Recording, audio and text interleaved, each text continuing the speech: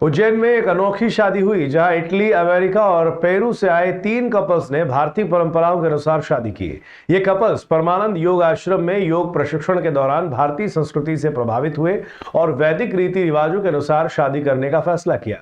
इन couples ने अपने नाम भारतीय शैली में बदल कर रखे हैं। डारियो को विष्णु आनंद, मार्टिना को मां मंगलानंद, इयन को आचार्य रामदास, आनंद गैब्रियल को और मां समानंद, मौर्जियो को प्रकाशानंद और नेलमास को मां नित्यानंद नाम दिया गया है। शादी की रस्में उज्जैन के निनौरा स्थित परमानंद योग आश्रम में हुई। शनिवार सुबह हल्दी और मेहंदी की रस्में निभाई गई, जिसमें वैदिक मंत्रोच्चार के साथ बैंड बाजे और ढोल की धुनों ने माहौल को जीवंत बना दिया। शाम को महिला संगीत का आयोजन भी हुआ। संगीत में सभी ने जमकर डांस भी किया। शादी के बाद ये कपल्स अपने घर वापस लौट जाएंगे।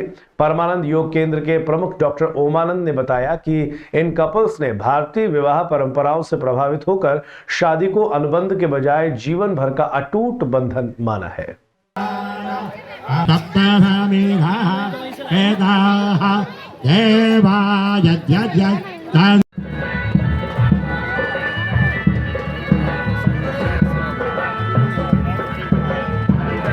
Everybody, I am so grateful. My heart is very big now with a lot of love.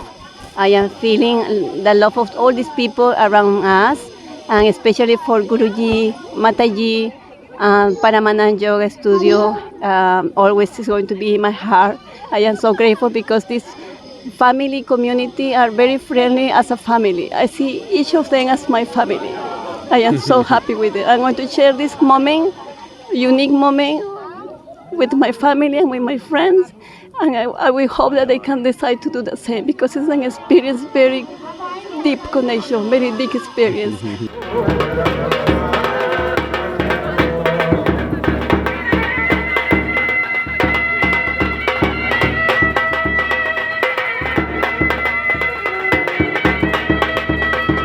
I am very proud to be here.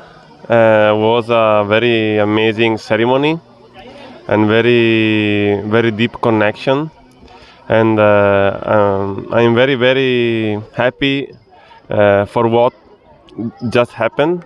I want to say very thank you to Guruji because he motivated all this that just happened, and what can I say? I feel very joyful, very powerful, and I'm sure that this feeling come with me also when I come back to my country.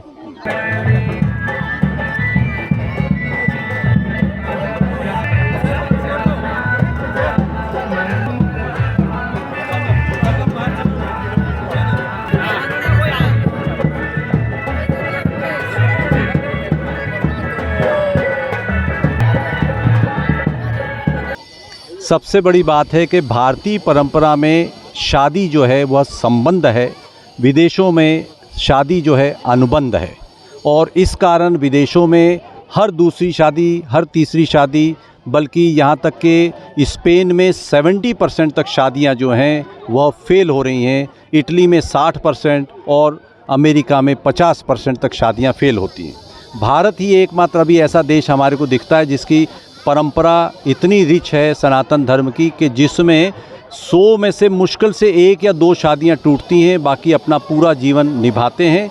और यह इसलिए क्योंकि यहाँ बहुत गहरे में संबंध है।